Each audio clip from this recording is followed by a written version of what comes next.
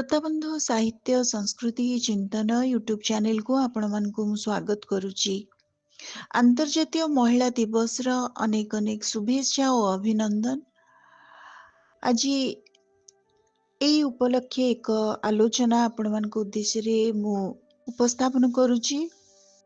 नारी एक तत्व, एक उच्च, एक प्रचोदना, ए प्रकार मंतव्य विश्वकवि रवींद्रनाथ टैगोरଙ୍କର थिला। मिल्टन को काव्य सेथिरे एक नीति वाक्य अछि, he for God only, she for God in him. पुरुष भितरे नारी, नारी भितरे पुरुष को आमे पाऊ। ए कथा को, ए उक्ति को आमे अग्राह्य करि परिबानी। तेबे जदि आमे देखिबा प्राचीन जुगरु ए जाबत समाज रे जे कोनोसी परिवर्तनशील समाज रे परस्पर विरोधी द्वैत तत्व आमे देखिछि। तेबे नारी आ पुरुष ए दुई प्रकार तत्व भितरे अनेक दर्शन नीति आसीछि। साम्यवादी सामंतवादी नीति परी नारीवादी चेतना मध्य आसीछि। तेबे नारी स्वाधीनता एवं तार सामाजिक सम्मान को नहीं अनेक आलोचना आमे सुने, किंतु सबुर ऊर्ध्वरे नारीर तीनोटी सत्ता आम आखि आगकू आसे। गोटे होची तार विवाह पूर्वर अवस्था, आउ गोटे होची विवाह परवर्ती अवस्था, एवं आउ गोटे होची तार सामाजिक अवस्था। विवाह पूर्वरु से तार पारिवारिक जीवन रे तार बापा मां को पाखरे से अनुगत थाए। विवाह परवर्ती समय रे तार स्वामींकर से अनुगामिनी हुए। जदि सामाजिक अवस्था भितरे गोटे नारीर सत्ता को आमे देखिबा, तेबे सेथि भितरे से केवल तार पारिवारिक जीवन, दुई प्रकार पारिवारिक जीवन को नेकी से बंचु थाए एवं जदि से स्वतंत्र हबा को चेष्टा करे, अर्थनैतिक अधिकार पाई चेष्टा करे, सेतिकी बेले से आलोचनार शिकार हुए। सहजरे कोनोसी कथा नारी जीवन रे घटे नाही। आमे जदि देखिबा त्रेता जुगरे सीता वसुंधरांक कन्या होई मध्य सतीत्व प्रमाण लगी अग्नि परीक्षा देले। जदि जो रामचंद्र सीतांक अनुपस्थिति रे दीर्घ 12 वर्ष वनवास भितरे मध्य से अलगा रहिछंती, तांकर सतीत्व परीक्षार कोनोसी कथा प्रश्न उठी नाही। किंतु सीतांकर सतीत्व कथा तांको प्रमाण दबा पई से पुणी थरे तांको मांको कोलको से पळेइले, वसुधांको कोलको। सेमिति द्रौपदींको कथा गोटे सामान्य कोनोसी एक भूल बुझामणा जोगु से पंचपतिंको वरण करिथिले। तांको जीवन जहा जेमती चलीथिला, किंतु युधिष्ठिरंकर जे कि धर्मराज भावरे आमे तांको जाने, तांकर जुआ खेल जोगु से विवशना हेले। से समय धर्म और परंपरा तांकर सम्मान रक्षा करि पारला नाही। बरम सभासद वर्गों मध्य रे ताहा अनुमोदित हेला, अर्थात तांकर वस्त्र हरण को अनुमोदन करागला। द्रौपदींको कथा आउ किछिटा रहिछि जेउथरे आमे देखिबा जे समस्ते जेतबेले कुरुक्षेत्र युद्ध सरीछि, स्व शरीर रे स्वर्गारोहण पर्व आरंभ होईछि। से माने स्वर्गारोहण करूचंती। सेतिकी बेले समस्ते पंचु पांडव केही हेले द्रौपदींक आड़कू अनेई नाहंती।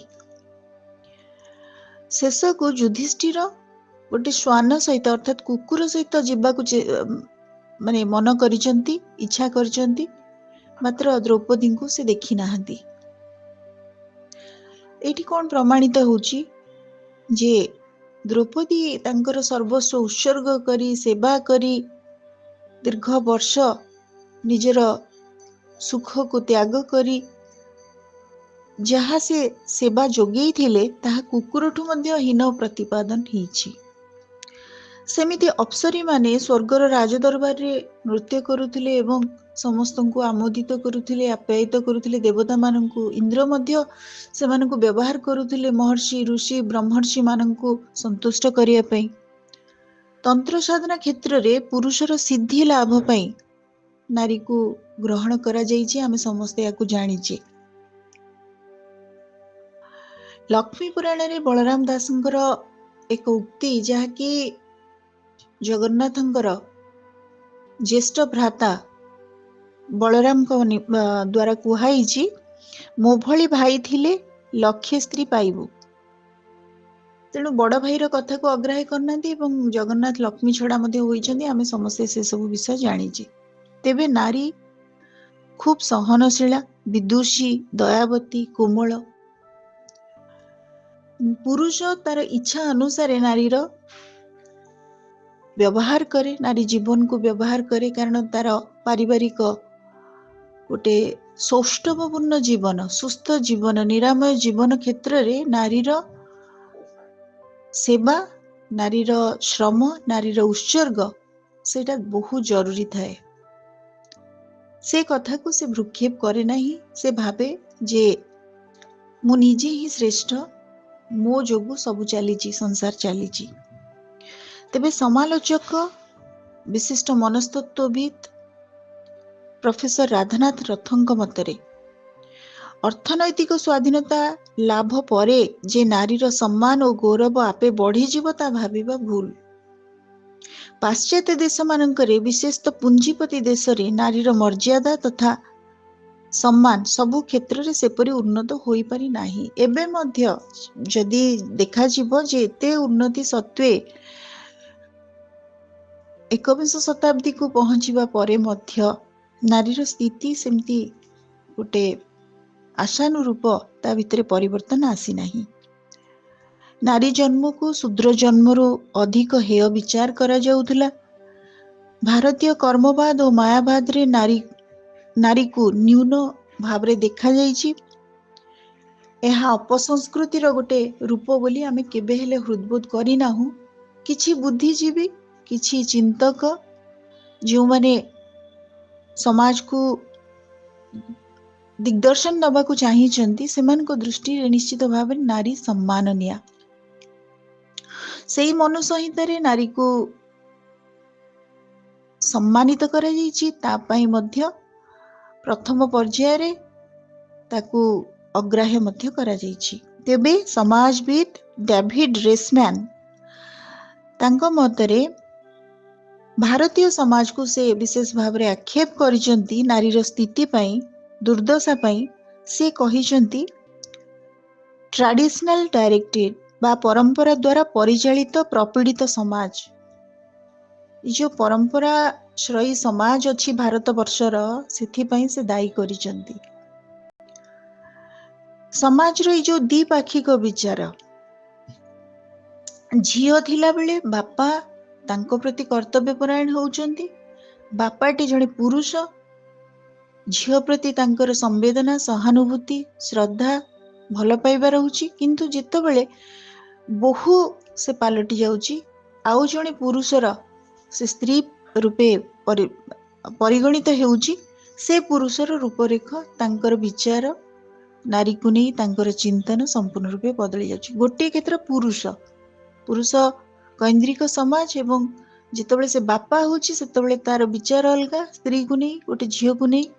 ଯେତେବେଳେ ସେ ସ୍ୱାମୀ ପାଲଟୁଛି ସେତେବେଳେ ତାଙ୍କର ବିଚାର ଭିନ୍ନ ପ୍ରକାର ହେଉଛି। ତେବେ କହିବାର ଆଭିମୁଖ୍ୟ, ଊନବିଂଶ ଶତକର ମଧ୍ୟବର୍ତ୍ତୀ ସମୟରେ ପଶ୍ଚିମ ୟୁରୋପରେ ଯେତେବେଳେ ସାର୍ବଜନୀନ ବାଧ୍ୟତାମୂଳକ ଶିକ୍ଷା ପ୍ରବର୍ତ୍ତନ ହେଲା, ସେହି ସମୟରୁ ହିଁ ୟୁରୋପୀୟ ଜାତୀୟତାବାଦୀ ଆନ୍ଦୋଳନ ଗୁଡ଼ିକ ନାରୀ ଲାଗି ଏକ ନୂତନ ସମ୍ମାନକର ଭୂମିକା ଆଣିବାରେ ପ୍ରଭୂତ ପ୍ରୋତ୍ସାହନ ପ୍ରଦାନ କଲା। ଯଦି ଦେଖିବା ଆମେ ସବୁବେଳେ ପାଶ୍ଚାତ୍ୟ ଜଗତ, ଆମେ ମଧ୍ୟ ଆମ ପ୍ରାଚ୍ୟ ଦର୍ଶନରେ ଆମେ ନାରୀକୁ ଗୋଟେ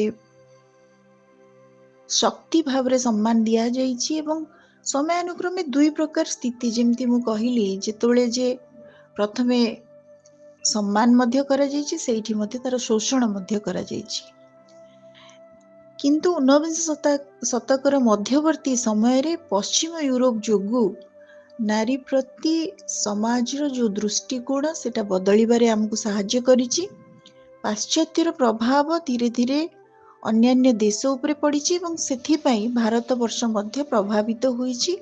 नारी को नहीं सम्मानर कथा, तार अधिकार कथा, तार सामाजिक व्यवस्थार कथा सेटा गोटे प्रसंग भावरे विमर्श भावरे आज आसी आमको एई परिस्थिति रे पहुंचीछि जे नारी जे गोटे सत्ता, नारी गोटे मानव, से सत्ता को लेकिन अनेक सचेतन समीक्षा आत्ममंथन चलीछि।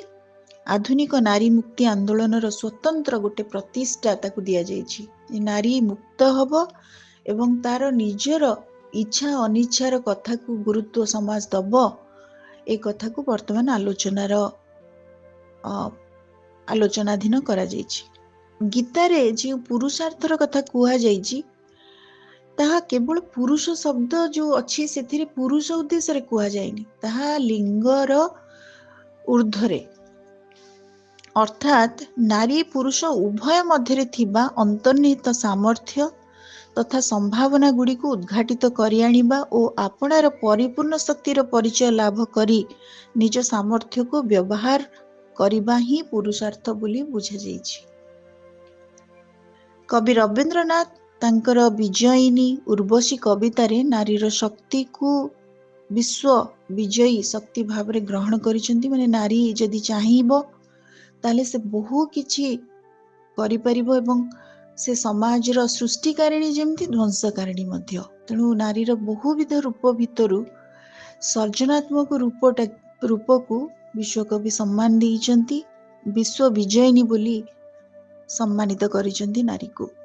जदि आमे ओडिया साहित्य इतिहास उपरे दृष्टि पकेबा, जोठी नारी बहु मात्रा रे अत्याचारित, केवल गोटे भोग्या, केवल विलासर सामग्री पलटि थिबा आमे देखिछु। सेठी मध्य नारी को कथा सम्राट फकीरमोहन सेनापति रेवती माध्यम रे जदिओ एक निरीमाखी रूप प्रदान करिसंती, जुग जुगर जड़ित कुसंस्कार और विश्वास विरुद्ध रे किंतु से तार नम्र प्रतिवाद करिछि। सेठु आरंभ होइछि तार प्रतिवाद।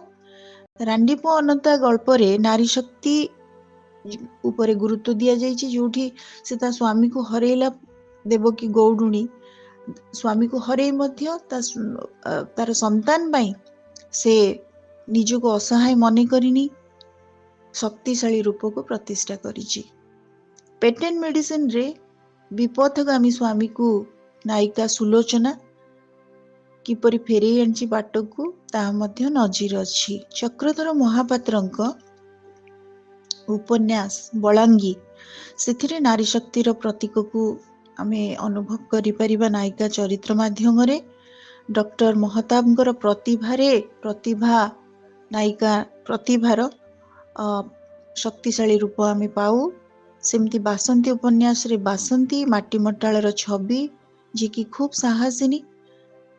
कान्हूचरणंकर झंझार क्षणप्रभा जो नायिका, शांतनु आचार्यंकर शकुंतला, सेमती सुरेंद्र महांतींकर अनेक नारी चरित्र जो माने बहु प्रतिनिधित्व कारिणी हेइछंती समाज पई।